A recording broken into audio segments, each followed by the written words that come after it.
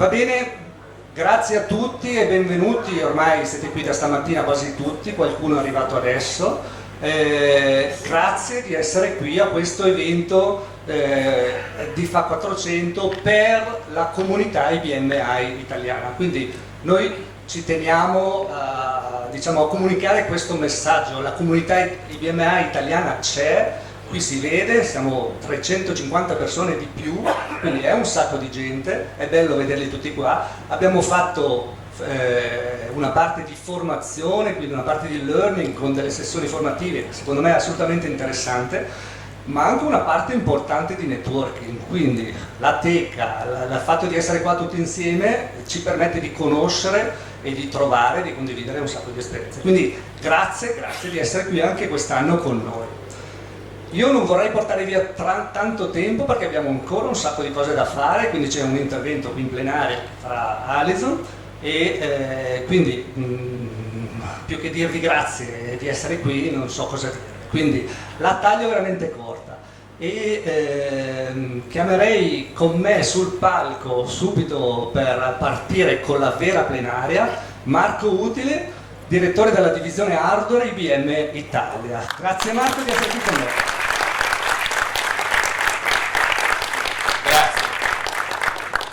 Allora, buon pomeriggio a tutti, io vi porto i saluti di IBM Italia.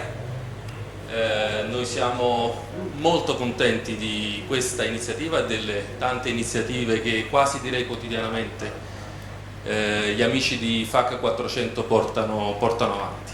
Il mio compito è dare, come diceva Roberto, un lancio alla sessione plenaria. Abbiamo con noi oggi la fortuna di avere Alison Butterill, che è Worldwide Offering Manager di IBM. È la persona di riferimento a livello mondiale di tutto ciò che viene sviluppato e portato avanti sulla piattaforma IBM. Lei è già stata qui. Sorry Alison if I'm speaking Italian, we will move to English very quickly, but torno in italiano, questa cosa non so quanto funzionerà tra italiano e inglese, però dicevo, lei ha la responsabilità dello sviluppo della piattaforma, è già stata qui l'anno scorso quando abbiamo festeggiato, era più o meno un anno fa, e abbiamo festeggiato il 30° compleanno della IBM e oggi torna per parlarci degli ultimissimi annunci che abbiamo fatto in aprile con la 7.4 e di tante altre iniziative intorno alla piattaforma. Con lei ci sarà anche Nicoletta Bernasconi, che non ha bisogno di presentazioni, immagino la conosciate tutti. Ecco, io un paio di parole prima di passare la microfono ad Alison. E la prima è grazie. Grazie a tutti voi che siete in questa sala, in questo igloo, e lì nella teca, anzi come si chiama quella? Nella teca, perché voi costituite la comunità di sviluppatori, utenti, partner di noi IBM, senza la quale noi non abbiamo la ragione di investire sulla piattaforma IBM. La IBM in Italia è una piattaforma molto diffusa, presente, che manda avanti l'economia di una gran parte del mercato italiano delle piccole e medie imprese, è una piattaforma sulla quale noi come IBM ci commettiamo, ci impegniamo ad investire, a continuare a portarla avanti ancora per tanto tempo, con investimenti che vanno nella direzione di tutto ciò che di nuovo oggi c'è e sta arrivando, e quindi dell'integrazione del mondo più tradizionale con i mondi più moderni e più all'avanguardia. Ripeto, ne vedremo tra poco più in dettaglio alcune delle caratteristiche, quindi quello che volevo dire era grazie a voi, ma anche un enorme grazie a Cinzia, Roberto e Guglielmo per quello che riescono a mettere in piedi, dicevo prima, quotidianamente, e questi eventi a cui partecipiamo sono diciamo il momento in cui ci troviamo tutti fisicamente nello stesso posto, ma l'impegno che loro ci mettono tutti i giorni a mandare avanti la comunità di FAC 400, le azioni, le attività di education, di formazione e di fare network sono sicuramente un valore aggiunto che in Italia abbiamo, che a livello d'Europa e del resto del mondo ci invidiano, e per cui un grande grazie, e gli farei anche un grande grazie.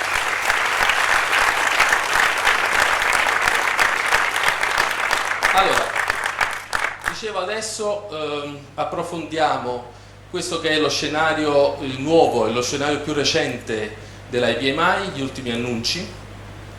Noi ci troviamo in un momento importante per quanto riguarda la divisione che guido io, la divisione hardware IBM. Stiamo facendo tanti investimenti su tutte le piattaforme e ripeto, siamo molto contenti di continuare, che la corporation ci dà una mano a spingere e a portare avanti l'innovazione anche sulla piattaforma IBM, e quindi senza allungare troppo il mio discorso vi faccio sentire direttamente dalle parole di Alison quelle che sono le novità di cui vi accennavo. Quindi Alison, let's switch again to English. Alison, please join me on the stage for your speech. Oh, you want to say that? Yes, quindi scendo io. Grazie a tutti e buon proseguimento.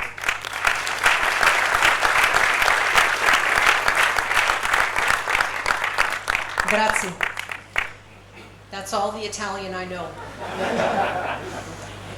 So he could have said anything. I have no idea.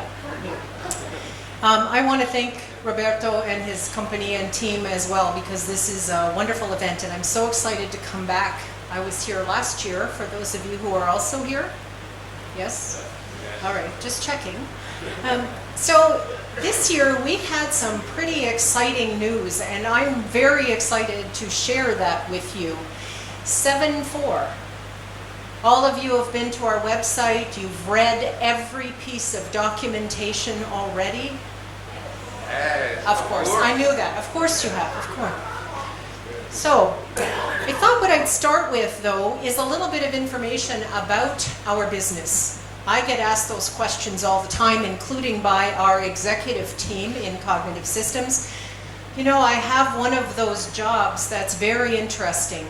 When we have a great result, I get called in front of our senior executives to explain it. When we have a bad result, I get called in front of our senior executives to explain it. I can't win. So we have had 6 consecutive quarters of growth. That's incredible. Many of those, thank you. 4 of the 6 quarters have been double-digit growth. We're not talking a little bit, we're talking great growth. And that's true in Europe and in Italy as well. 6 consecutive quarters of growth. Now keep that in mind because we have not raised a price. Just mentioning that, everybody says to me immediately, you must have raised the price. No, we didn't. What we're seeing is our customers recommitting to IBM and to the platform. And this is really important news. We're seeing incredible growth in many industries. Banking, finance, insurance, government, healthcare. These are some of the leaders in recommitting and growing. We are seeing manufacturing, distribution, these are the normal areas for IBM, also very stable. We're seeing tremendous growth in retail. Retailers committing to A lot of financial things. Why do you think that is? You didn't know this was an interactive session? Yeah. So why do we think that that we're seeing such commitment in finance? We think it has to do with the security reputation we have with IBM I. It is one of the most secureable platforms in the market. We are seeing financial institutions, most of the world's major banks run all or part of their business on I. These are pretty bold statements. It's pretty exciting, isn't it? Great results. Of course, you would have heard the cheering and there were celebrations on April the 23rd when we announced IBM I 7.4. We also announced IBM i 7.3 technology refresh 6. Some of the function of 7.4 is rolled back into TR6 for 7.3. Some, not everything. All right, so 7.4, announced on April the 23rd, will become generally available on June 21st. Any idea of the significance of June 21st? 31 years ago, we announced the AS400. So when we had to pick a day in June, it seemed like a good day to pick. Yeah. Nice big party for all of us. Our early feedback, we've been running an alpha program and in fact a beta program for the last 6 months, and the feedback we've had has been outstanding. Companies finding it very, very simple to move from 7.1, 7.2, 7.3 to 7.4. Very simple to do, lots of new function, and of course the flagship of 7.4 has been something we call DB2 Mirror, and we'll talk a little bit more about what that is. Before I do that though, one of the things we're very good at in the world of IBM I is we involve our community. We have IBM I champions. At last count we have about 40 some of them around the world. Roberto is an IBM I champion, named last year. On top of that, some of our senior developers like to get in front of our cameras and record their feelings on things. So I thought we should put together a little video. We sent a note out to every champion and our development team, and we said, what do you think about 7.4? And the responses we got are in this little video. 3, 2, 1. IBM I is the platform for something. IBM.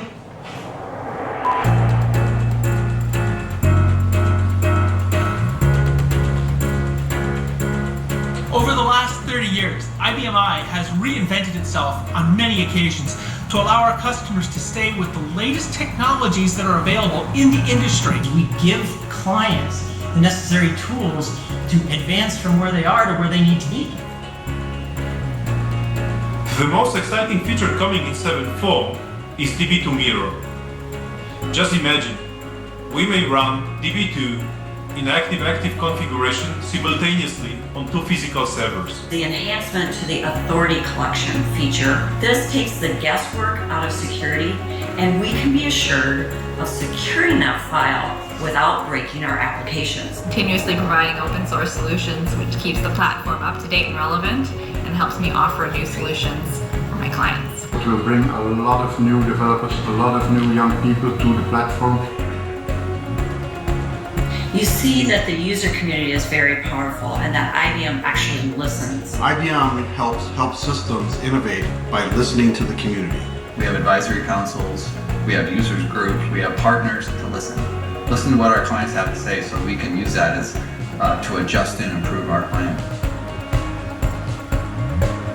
I'm so excited about what the next 10 years offer and what our customers can do with that foundation, where they can go with both technology and innovation.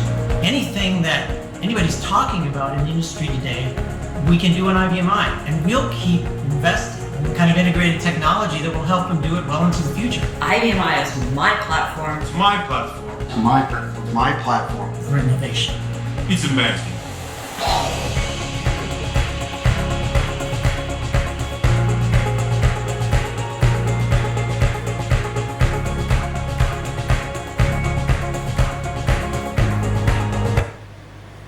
Kind of fun.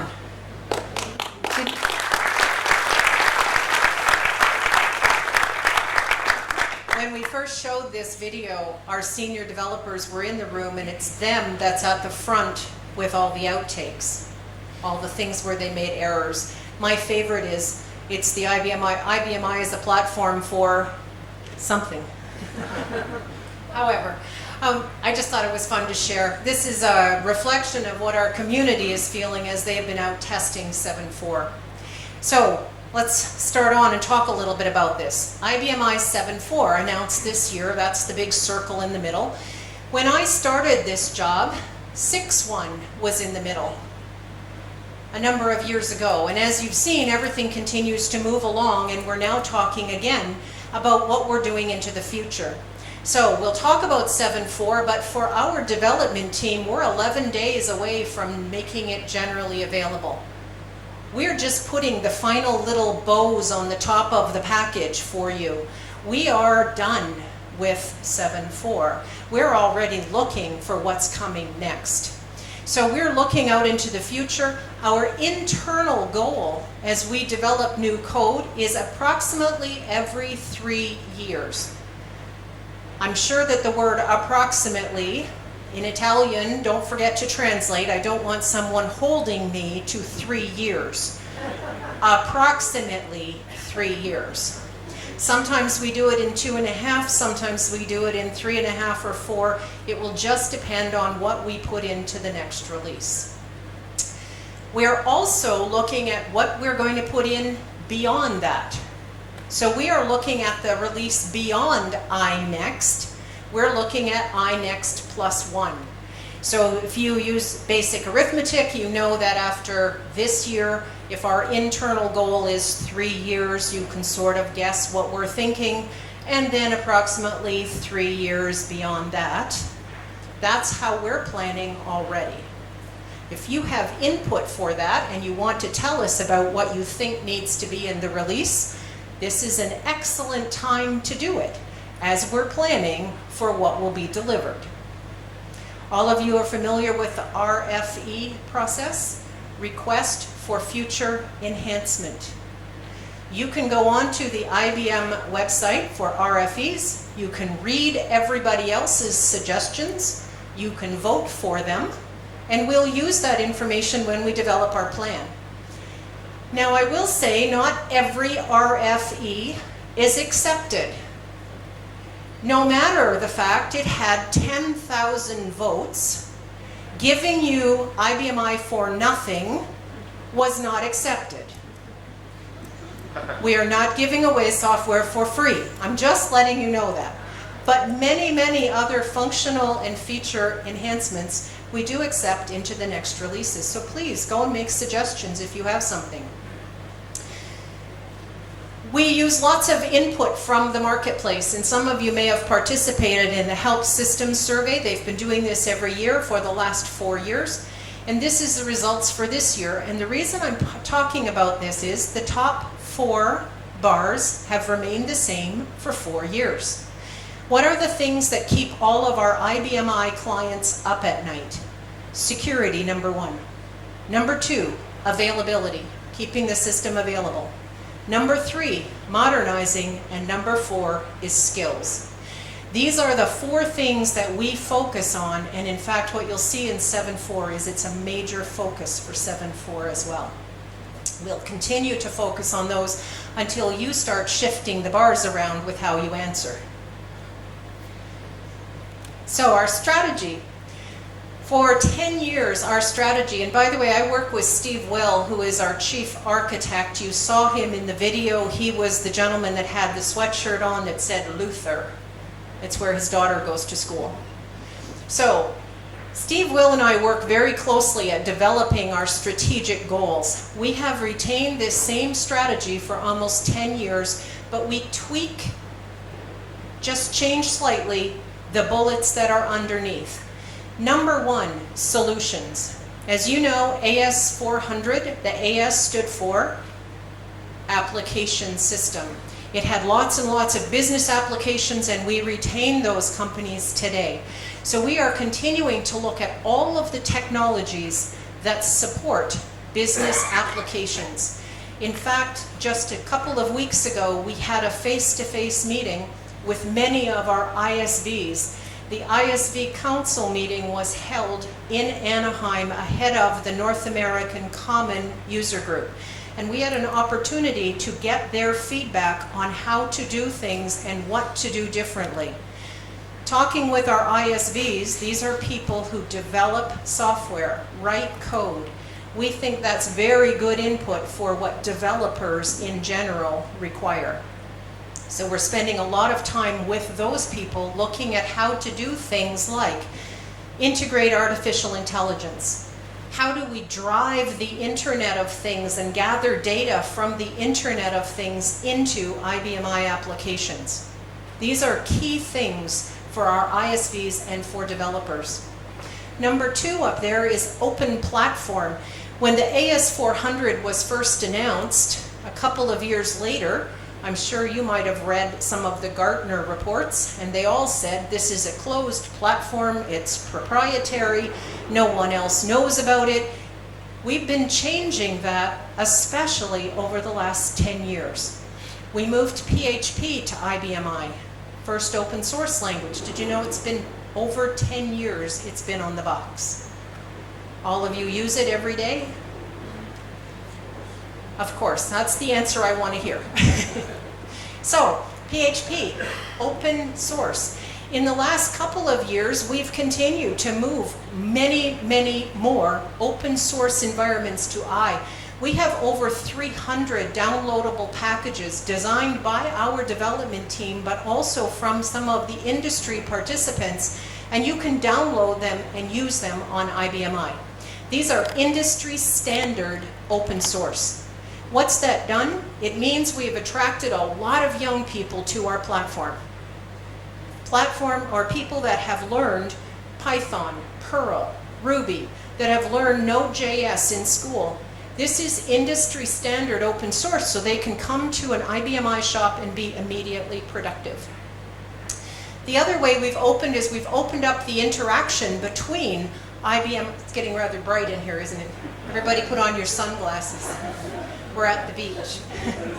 So, we have started looking at a lot of our integration, both between open source and also AIX and Linux. And so we've opened a number of additional open interconnection mechanisms, integration between traditional environments and these new open source, as well as open source running on Linux and AIX. So again, opening up the door, no longer being closed and proprietary, but opening everything. And lastly is an integration promise. One of the things that we talk about all the time in our strategy meetings is how do we build this into the operating system? How do we build in additional functionality and not force all of you to have to buy new things to get what you need? Now, in some cases, it makes sense to have additional licensed program products, but in many cases, we like to roll additional functionality, specifically around security, into the existing operating system without forcing you into purchasing new software. We want to make sure that security is built in. Wow, can you all see that? So, some of the strategy is highlighted in blue, which you can't see at the moment, but these are all the pieces that we have touched with IBM I 7.4. We have specifically focused on a number of different areas, but let's get into those so we can talk about them more specifically. The first is pervasive security. We have done a lot of work on security in this release.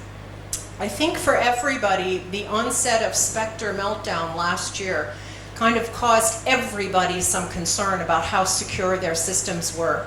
So IBM I was no different. We have been updating a lot of software and a lot of components in the operating system to make sure that won't happen to IBM I clients. We've built in some new things. For example, we've updated to the latest releases of all of the connection mechanisms. TLS is a good example. We have upgraded to the latest industry standard TLS, giving you the highest encryption that we can and not sacrificing performance when we do it. So we've done that in a number of different protocols and connection mechanisms, which is where we believe a lot of people were concerned about the security of the system. Additionally, in 7.4, we built on top of something we gave you in 7.3. In 7.3, we built in something called authority collection. How many of you use authority collection? Not yet is your right answer. Authority collection. This is the ability to track usage of objects. This means I track by user profile who's using an object.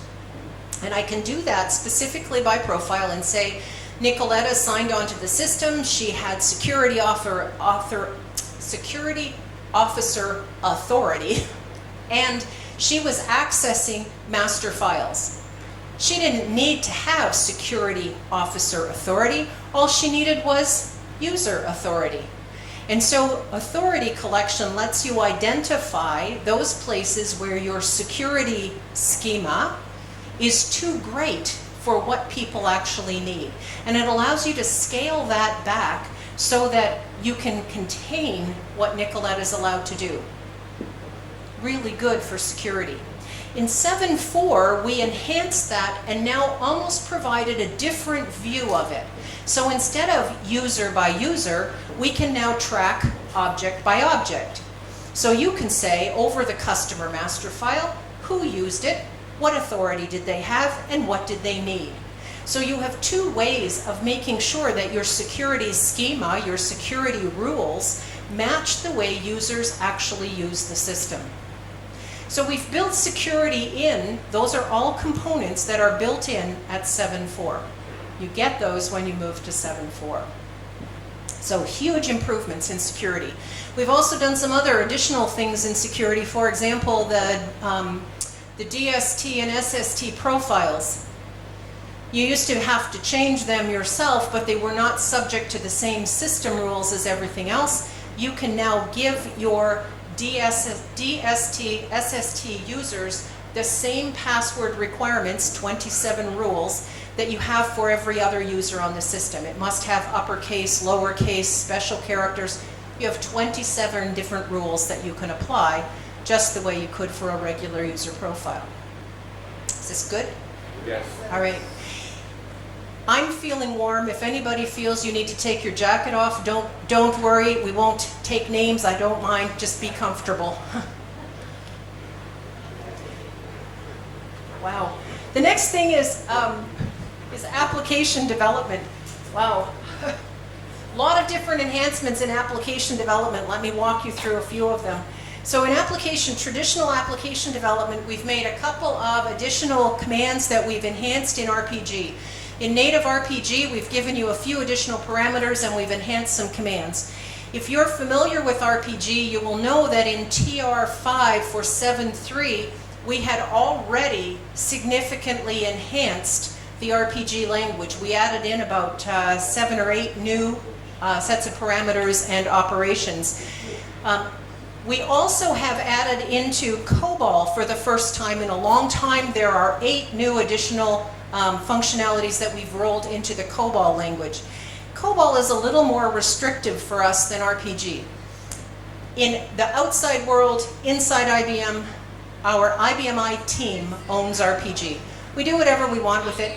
Well, we do whatever you tell us we can do. We also allow ourselves to position the language for the future. COBOL is a little different. There is an ANSI standard that we must adhere to. There's an internal IBM standard for COBOL. This is what lets some of the banks that we have been working with move from mainframes to IBM I. Just thought I'd mention that casually. Yeah, we have a number of banks that are moving to IBM I from mainframe environments, not necessarily IBM mainframes, but others as well. Because they write in COBOL, they're able to move as long as we adhere to the standards of ANSI and IBM. So we do that in COBOL. But the good news is we have 8 new enhancements or 9 new enhancements for COBOL in this release. As well, we have added in a number of things with Rational Developer for I, our desktop tooling. And I'm sure most of you use RDI today. All right, I hate to ask this, but does anybody not use it? Yeah, you won't put your hand up. Okay, so it's interesting. RDI, or some form of desktop tooling, has been available for how long? Any guesses? 10 years. Pardon? 10 years. Not quite long enough. 15? Not quite long enough. Keep going. Since 1992. 27 years, we've been trying to get you to move to desktop tooling. Well, it had a different name back then, that's true, but it's been RDI for a long time. Yeah, so I'm just going to let you know, 27 years after all of the rest of us testing it out for you for 27 years, it's probably safe for you to use it now. You could try it out. Okay. So let's talk a little bit about open source. And I mentioned we have over 300 different packages that are available on our RPM site. We moved, initially we were delivering open source as part of a licensed program offering. And we had 15 slots. When we started, we thought 15 different features were going to be enough. And very quickly we ran out of space. So instead of renewing a traditional IBM I delivery mechanism, we decided instead to move to what the open source industry uses. And we moved to an RPM site. So our team under Jesse Gorzinski, he's the architect for open source. Jesse works with a number of industry people. We roll these packages together. We make them self-contained, put them up on an RPM site, and you can download from there. This gives us incredible flexibility to be able to do things like give you the latest version of these open source packages as soon as they're ready, not waiting for the next IBM I release. Much better delivery mechanism. This time we've added in a number of languages. We've updated both the Python and the Node.js environments, but as well we've introduced some new things in open source. The first is, and I love this because I manage an operating system called I love that there's a language called R. Yeah, a language called R. So that R language is now on IBM I. Now R is really well known in the industry for doing things like data analytics. One of the consultants, in fact from Gartner, that I talked to just a couple of weeks ago, I told him about R moving to IBM I, and his response was, this tells me you're serious. You're serious about open source, and you're serious about IBM I. Because R is considered to be one of the industry standard languages for doing data analytics. And now it's available to you. Just thought I'd mention that. Now some other things we're doing on here as well. We've delivered Vim, which is a green screen kind of editor. We've also delivered ActiveMQ, which is an open source version of message and queuing, part of that connection mechanism we talked about before. And one of my favorites, just because the name is so cool, Midnight Commander. It's pretty cool. On your screen when you load it up, you have two choices of color, a black background or a dark blue background. Seems appropriate for midnight, doesn't it? It's a two-panel file management system using drag and drop for open source. Very, very sophisticated. That's very basically what it does, but it's a two-panel file management system for dragging and dropping and interspersing files. So as I said, our team under Jesse Gorzinski has done a fabulous job of going out and researching, and they have got a long, long list of additional things that we're moving to I. Why are we doing that? Remember, I said it before. You've forgotten after two charts. Number one, it allows us to bring new people to the platform, young people to the platform who have learned all these languages at school, and now they can come onto I environments and be productive. They can do things in a manner in which they're used to doing them. But it also opens the door for additional applications, business applications that solve business problems. These are things like ERP, SCM packages written in open source languages can now move to IBM I and run. All of the execution environments for these languages is available for you to use. As I said, we have well over 300 packages on our RPM site. You can download them and start using them. Systems management. We've done a lot of work in products like Access Client Solutions. Access Client Solutions is our strategic direction forward for working with clients attached to IBM I. You will notice that as of April of this year, Access Client for Windows went to end of life. It is no longer supported. You need to be moving to Access Client Solutions. This runs on multiple environments, including Macs and Linux and all kinds of other environments, as opposed to what we had before, which was very pillared in Windows, web, etc. This is one product across everything.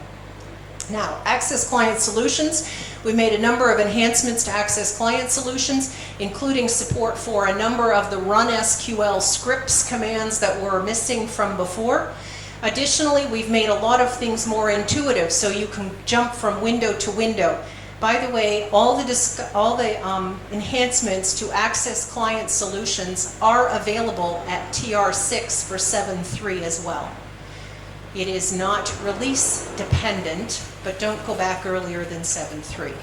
So at 7.3 you could be running these as well. They also started rolling in a lot of the script technology. So we have a number of what we call IBM or SQL scripts. These have been things created by our development team using the SQL language to do things that all of us want to do. Retrieve information that we all want to do. And instead of each of us writing your own script, we created a bunch of them for you. We're up over approximately 120 scripts that are available, and we added to it with Access Client Solutions in this release. Well, and also TR6 of 7.3. So let's move. And this is the thing that has really been the highlight of this release. It's the one that has consumed our development team immensely. And this is DB2 Mirror. This is a really cool technology. DB2 Mirror is exactly as it says. It is mirroring the database. When you do something to the data on one system, it's immediately reflected in the other system. It's a mirror. Two systems, or excuse me, two databases being immediately reflected with each other. Now it's important to know that there are database objects and non-database objects that you can replicate. We don't call this HA or DR, we call this continuous availability. The industry calls it active-active, but we don't think that's descriptive enough. We think if you're thinking of business, we need to say it's continuously available. So how does it work? Oh, just some more information about it you can't read. So, got two systems set up. They are inside a data center. They're in the data center because they need this high-speed attachment between the two systems based on something we call RoCE technology. It is reduced something connection over internet. And RoCE is really the high speed that you need to do a synchronous write of data updates between two databases. This is not HA. This is in the data center continuous availability. If your data center gets wiped out, this is gone. So you need to keep that in mind. It does not replace the HA technologies like PowerHA or some of the other vendor products that do true disaster recovery. This does not replace those. This allows you to be continuously available when you have multiple workloads running, or if you need planned downtime, you are continuously available. So how it works on system one, which you can't see, I'm sure can you see it all right? Yes. Okay. You have a better view than I do then.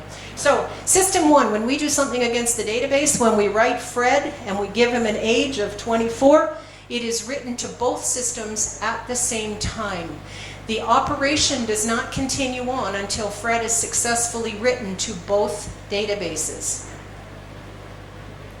Okay, it's not written to a journal. It's not logged in a journal.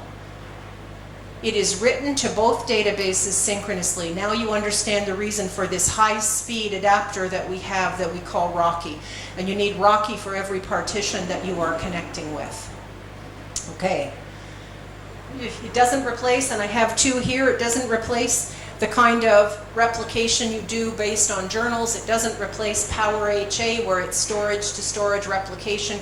You still need to have those in place for when you have a data center outage of some type. So again, doesn't replace them. The other requirements are, on top of Rocky, you must be at Power 8 or Power 9. You have to be at 7.4. We are not able to roll it back to 7.3. It is a 7.4 only technology that's available. 7.4, Power 8 or Power 9, you'll get best performance at Power 9. Power 9 is more adapted to using that high-speed adapter. There are adapters available for Power 8, they just are not as fast. Just letting you know, okay. So this is again, just at the bottom it's got its replication storage to storage. You still need that when you're going through disaster recovery outside the data center. And the same thing when I work with logical replication, which is based on journal receivers. So I will make sure that, by the way, I see people taking photographs. I will make sure that Roberto and Nicoletta have a copy of the presentation. So if you need the slides, you can get them from Roberto or from Nicoletta. Okay, so logical replication, as I said, it's based on journal replication, moving from system to system.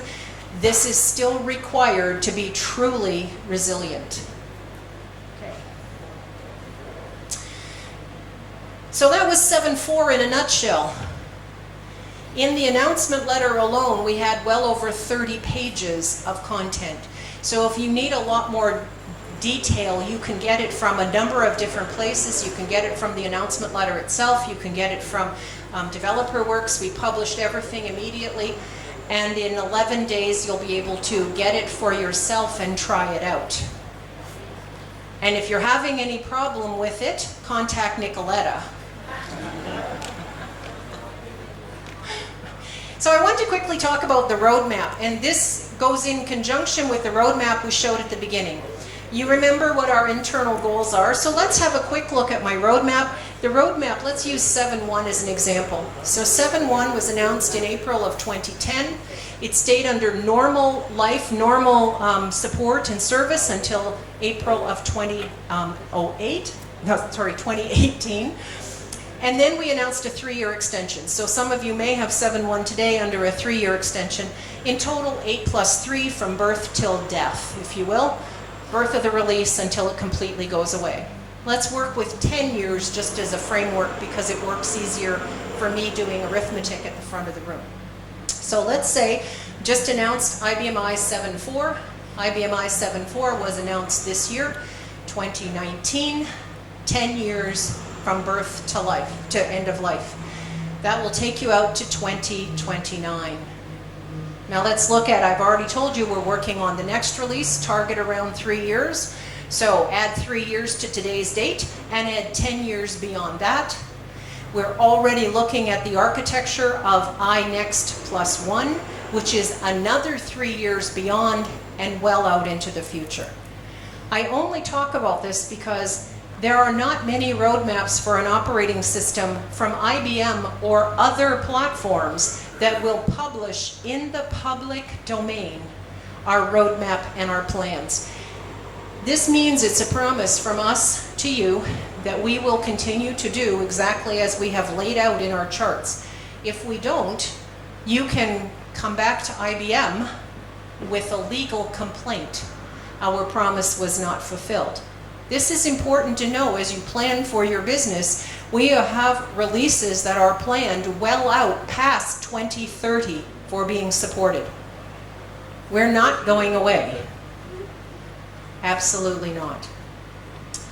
Okay, so let's just walk through some of the other things we're doing. Cloud. In February of this year, there was an announcement made at the Big Think conference that IBM holds. And in San Francisco, they announced IBM I and AIX in the IBM Cloud. That has been in alpha. It will become live the end of this month. Now we're starting off with only 2 data centers, one in North America, one in Germany, but we will expand that to multiple data centers around the world, and the expansion is very quick. So if you're interested or thinking about cloud for some of your business, for all of your business, IBM I will be in the IBM Cloud at the end of June. just so you're aware. How many people knew that before? Yes. I love when I can announce something new. So let's talk a little bit about what businesses are doing. And we found this out last year with our 30th anniversary.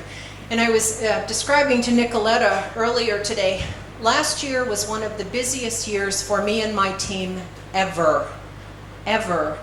I think that is partly because of the growth and the recommitment we're seeing, but on top of that, it was the 30th anniversary. And I think when I was here last year, we talked a little bit about our plans with 30 years, and we wanted to get 30 clients from 30 countries representing 30 years. We ended up with well over 50 clients who were happy to tell us what they're doing with IBMI. It represents about 40 of the 117 countries where we do business. And what we were absolutely amazed with was what people are doing with I. So let's think a little bit about that as we go through this, and I'll talk a little bit about some of the things people are doing that are very innovative, solving their business problems. So today, we have a lot of applications in the top left corner of my chart. These are traditional applications. We have about 4,500 application vendors, not solutions, vendors that are registered that we know about. These vendors provide all kinds of software for you to solve businesses. Everything from ERP packages, SCM packages, and so on. And many of you might write your own application code as well. That's where it would probably fall in that top corner. Written in RPG, COBOL, maybe Java, using DB2 for I, running on IBMI. It works extremely well. However, many clients are taking that to the next step. They're doing things like putting graphical interfaces onto their applications. They're also doing things like this company, Bodrine A&O. This is a company that distributes all of the plumbing parts to most retailers in Denmark. Now just think about a plumbing project. It would have lots of little washers and lots of hoses and pieces and whatever. I happened to be in Denmark last year, and they invited me out to their warehouse, and I've never been so scared in my life. Their warehouse is about 5 acres in size on the floor and goes 10 stories high. It is huge, and they drive it completely by robotics. The robot servers from IBM are fed by IBMI. So IBM takes the order, creates the packing or the picking slip off the shelves in the warehouse, and these robots fly up and down the warehouse shelves like you have never seen speed. On the floor of the warehouse, they have a little painted path on the floor. And all they said to me was, "Don't step off that." No fences, no barriers, just don't step off that path. And these robots are whipping by you so quickly. Now what they told me was they're able to fulfill 10 times the orders every day than what they were doing before. And the reason is robots don't need a coffee break. They don't stop to chat with each other between the shelves. They don't call in sick, and they don't need a vacation, and they don't need to go home at night to a family. So they are able to fulfill 10 times the orders every day. And that's being driven by a standard distribution package from IBM, or running on IBMI, and driving those robot servers to know where to go in the warehouse. It's pretty cool. Anybody doing something like that? Anybody could be doing something like that. So if that doesn't fix and you can't solve your problem, one of the other things that we saw was a lot of clients implementing things with open source. And open source opens a whole new game for us. Many Internet of Things are being driven by open source technologies. Lots of little devices. The code that runs those devices is written in things like Python and Perl, languages we now have on I as well. So let's have a look at some of these open source solutions. In fact, this is a company in Peru, Mission Produce. They produce avocados, Hass avocados. They grow them in the field, they buy them from surrounding farms, they load them into these big bins, and they distribute them around the world. You may even have Mission Produce Haas avocados here in Italy. I didn't have a chance to go to the market and check. We definitely have them in every other place I've been. The world's largest producer and tracker. What's really interesting about this company, they have no RPG and no COBOL. They've written their application to track, to harvest, control the payroll, and to distribute completely in open source languages. The oldest is the head of IT. He's a really ancient 34 years old. You guys aren't amazed? You're in awe.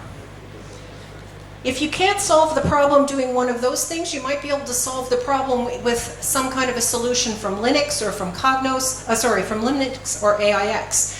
In this example, for example, maybe Cognos. Cognos is deep analytics. It does something called predictive analytics, being able to track data and know what's going to happen into the future. Our IBM DB2 web query does an incredible job of data analytics, but it doesn't do predictive. Now, what it does do, or what we can do, is put something like Cognos into a Linux partition. You can have Cognos running in a Linux partition accessing DB2 for I. We build the access capability into JDBC to be able to do that. Oris is a company in Belgium. They're kind of like Airbnb. They do vacation rental properties. And they found an incredible scheduling product that runs only on Linux. But all their customer data is in IBM I. So they were able to transmit customer information to the scheduling application, and when they get back information about whether the rental property that you want is available, they send that back to I, which does all of the communication back to the customer. Kind of a hybrid between the two environments. Very common to do. If you can't find this solution in all of the ways we've talked about, another option may be extending it out to Watson. We talked a lot about it last year, about how you could take IBM I applications. You can connect them in a variety of ways to Watson. Watson has available 50 different technologies. If we were using Watson right now, as I speak English, it would be speaking Italian back to you, one of the capabilities. It uses things like tonal analysis. You can feed it information in some kind of written word, and it will tell you whether someone's happy or angry. It analyzes the tone based on the words that are written. So it does 50 different technologies, and you can drive all of those from I. Different ways. From IBM I in the bottom left, you can go up through the IBM cloud using direct APIs to Watson, or you can use Bluemix. You can connect directly with RPG, SQL, Python, or Node.js directly to Watson. Or you can subset your data and send that data to Watson's analytics capability, and it will analyze the data for you and draw inferences to things you hadn't thought about before. A variety of different ways to use Watson. If you're not allowed to move to the cloud, you also have the option, oh, let me skip over this one. Sorry. This is a company, Robertet in France, who is actually using the Watson technology to drive value to the business. And I say that because they have replaced, they have augmented, enhanced their help desk staff. Initially, they were going to have to buy or hire new help desk staff in order to be able to service requests from all over the world. And instead, they've replaced some of the help desk staff by using Watson. So my video, which again will be in the charts when you get them, just shows somebody requiring or requesting a password reset, automated through the use of Watson. So speaking to a robot, the robot actually takes that information, sends it to Watson, connects to IBM I, resets a password, sends back a password code, and so on. So very, very good use without having to really branch out into the world of applications. Even to just manage the system, using that kind of technology is bringing value to the business. Lastly is doing this kind of artificial intelligence on-prem. And on-premise means I'm not sending it up to the cloud. Perhaps you're not allowed to do that in your industry, perhaps not in your business, perhaps not in the government that controls the country. So what we could do is use something like Power AI to itemize or document activity. This is a video clip. This video clip could be captured from anywhere. But let's say what we want to do is visual recognition. You get the image or the video clip, you highlight what you're looking for, and you teach it what you're looking for. Let me give you a perfect example of a customer of ours in Denmark using this technology. And I won't give you their name, they won't let us use their name, but they'll let us tell you the story. And you'll understand why they won't let me tell you their name. They're using it for fraud detection. So, this is a trucking company. They have equipped every one of their drivers with a credit card for a gas station for petrol.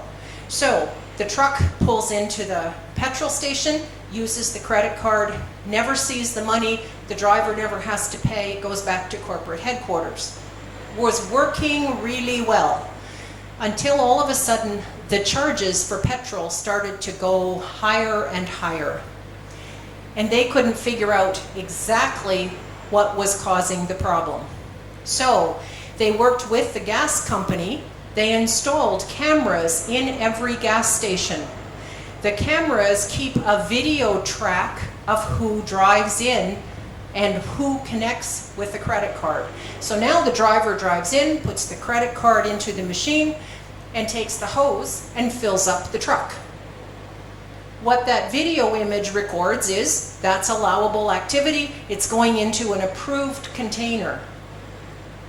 It will flag going into a non-approved container, like the family car that pulls up behind and he takes the hose and fills that up too, or the container that comes out of the back of the truck and fills it up to take home for his boat or his lawnmower.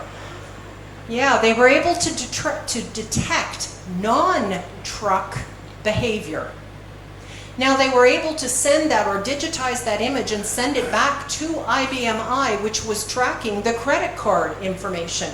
And between the correlation of the image and the credit card information, they knew which drivers were defrauding the system. It's pretty cool. They won't let us tell you their name because they're still using that. And apparently not all drivers have learned yet. You're being watched. So I will just wrap up, and I'm going to turn it over to Nicoletta for a couple of moments. I will just wrap up by saying what we're really curious about is 7.4 is giving you an incredible ability and stability, a continuously available environment for doing a lot of the technologies like putting things into Watson, using the capabilities, continuously available 24/7 kinds of transactions, banking, retail, insurance, adding in some of the capabilities to do analysis of artificial intelligence, whether it's using an AC922 like our trucking company was, and using TensorFlow software to do that analytics, then feeding it back to IBM I. Whether it's doing any of those things, this is giving you a tremendous platform for moving forward into the future. And I'm just going to ask you all what inspires you to do based on some of the stories. If you're not inspired yet, go up to our website and read some of the news stories that we're posting, because we're posting them on a regular basis. And if any of you want to be a story, let Nicoletta know. So with that, I'm going to turn it over to Nicoletta. She has a couple of things she wants to just add, and then I'm going to be around all afternoon, so if you have more ideas, let me know. So thank you.